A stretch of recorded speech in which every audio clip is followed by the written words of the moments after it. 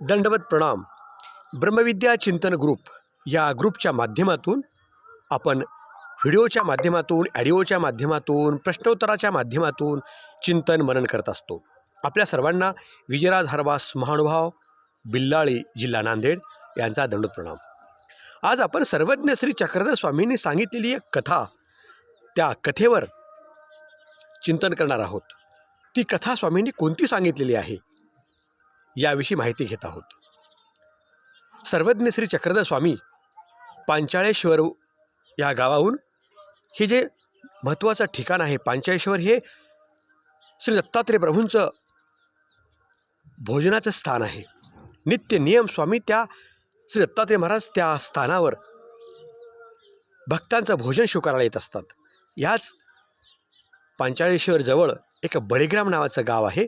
त्या गावामध्ये स्वामी येतात.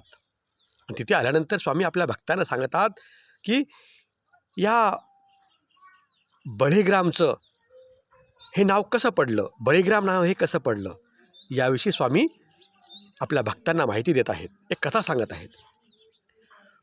फार पूर्वी या बळीग्रामचं नाव होतं सत्यापूर. या सत्यापूरमध्ये एक ऋषी, ज्या ऋषीचं नाव आहे मांडव्य ऋषी, ते फिरत फिरत त्या गावामध्ये आले आणि गावात भिक्षा मागत आणि शेतामध्ये जाऊन, डोंगरात जाऊन ध्यानधारणा तपश्चर्या करत. असेच एक दिवस ते एका झाडाखाली बसून आपली ध्यानधारणा साधना करत होते. वरती एक बगळा त्या झाडावर बसलेला होता. त्या बगळ्यांनी वरतून घाण केली आणि ती घाण बरोबर कुठे आली, त्या खाली जे ऋषी बसले होते मांडव्य ऋषी, त्या मांडव्य ऋषीच्या अंगावरती घाण पडली. मग काय झालं, त्या ऋषीला, मांडव्य ऋषीला क्रोध आला. त्याने त्या बगळ्याकडे पाहिलं. मी ध्यानधारणा करत आहे, साधना करत आहे, आणि तुझी हिंमत, तू माझ्यावर विष्ठा करतोय, घाण करतोय. त्याने रागाने पाहिल्यानंतर तो बगळा जळून खाक झाला, खाली मरून पडला. खाली तो मरून पडल्यानंतर ते ऋषी गावात गेले. त्याच गावामध्ये, त्याच सत्यापूरमध्ये, त्या गावाचं नाव पूर्वी होतं सत्यापूर. त्या सत्यापूर या गावामध्ये दोघी बहिणी, त्यामध्ये एकीचं नाव होतं सांडल्या आणि कौंडल्या. तर त्या सांडल्या आणि कौंडल्यामध्ये कौंडल्या ही जी बहीण होती, हिने संन्यास घेतला होता आणि सांडल्या ही पतिव्रता धर्माचं पालन करत होती.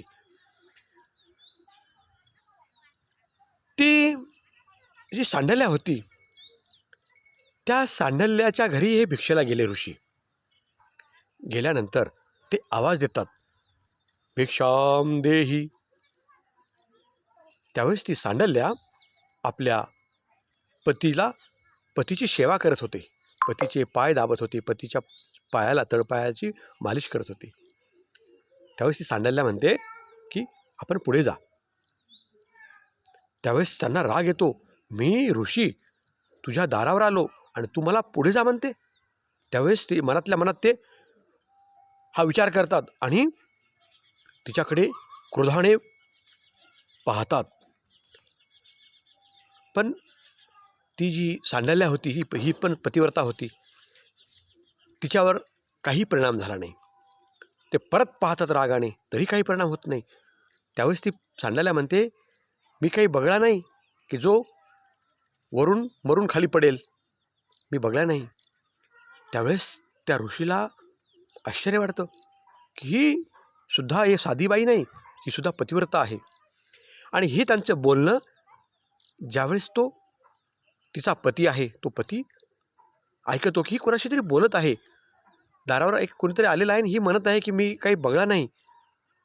आणि अशीच एक घटना मागे घडलेली असते. एक दिवस ती आपल्या पतीला आंघोळ घालत असते.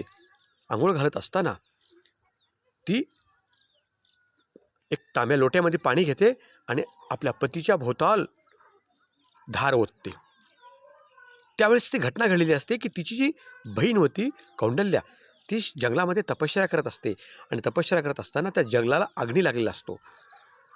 ही आपल्या पतिव्रता धर्माच्या सामर्थ्याने ती पाहते की माझी बहीण जंगलामध्ये बसलेली आहे आणि तिच्या आजूबाजूला जाळ लागलेला आहे, तिला त्रास होऊ नये म्हणून ती काय करते की त्या आपल्या पतीच्या भोवताल धार ओतते पाण्याची, म्हणजेच तीच धार तिथे अग्नी विझवायला कामी येते. हिच्या तपश्चर्येचं बळ, हिच्या पतिव्रतेचं सामर्थ्य बळ, की ती कौंडल्या जी तपश्चर्या करत होती तिच्या आजूबाजूचा अग्नी शांत होतो त्या. आणि हे आश्चर्य ज्यावेळेस ती आपल्या मग हे जे केलेलं कृत कर्म म्हणजे हे जे धार ओतलेलं जे हे पाहिलं त्या कोणी तिच्या पतीने, त्यावेळेस तो काही बोलला नाही. पण तो आज तिला म्हणत असतो की तू त्या दिवशी माझ्या भोवताल आंघोळ घालत असताना धार ओतली, मी विचारलं तर तू काही ती त्याविषयी सांगायचं टाळलं. आजसुद्धा तू काही तर म्हणत आहे की मी काही बघला नाही, मी तू बोलत आहे कोणाशी तरी, काय आहे काय म्हणजे नेमकं काय आहे. त्यावेळेस ती घटना सांगते की त्या दिवशी अशा प्रकारे माझी जी बहीण आहे कौंडल्या, ती त्यावेळेस तिच्यावर जाळाचं संकट आलं होतं, अग्नी आला होता, त्यावेळेस मी ती धार ओतली. मग हे खरं आहे का खोटं आहे हे पाहण्यासाठी तिचा पती पाहायला जातो जंगलामध्ये. तर खरंच ती कौंडल्या तपश्चर्या त्या झाडाखाली करत बसली होती, तर ती तपश्चर्या करताना दिसत आहे आणि आजूबाजूचा सर्व जंगल जळून खाक झाला आणि तेवढीच धार जे ओतलेली जागा आहे झाडाच्या भोवताल पाण्याची धार ओतल्यासारखी दिसत आहे, तेवढंच मध्ये जाळ अग्नी आलेला नाही. ही कथा स्वामी कोणाला सांगत आहेत, त्या भक्तिजनाला सांगत आहेत आपल्या. आणि तेव्हापासून या गावाचं नाव सत्यापूरचं बळीग्राम झालं. बळीग्राम नाव हे कसं पडलं हे स्वामी आपल्या भक्तांना सांगत आहेत. ही आहे कथा. आजसुद्धा बळीग्राम या ठिकाणी सर्वज्ञ श्री चक्रधर स्वामींचं स्थान आहे. आपण त्या ठिकाणी अवश्य त्या स्थानाचं दर्शन घ्यावं. महत्त्वाचं ठिकाण आहे. पंचाळेश्वर श्री क्षेत्र पंचाळेश्वर दत्तात्रय प्रभूंचं साक्षात त्या ठिकाणी रोजचा दैनिक विधीमधला हा विधी आहे. दत्तात्रय महाराजांचं त्या ठिकाणी येणं आहे. आपण सर्वांनी या पंचाळेश्वरला दत्तात्रय प्रभूंना पुन्हा एकदा दंडोत करूया.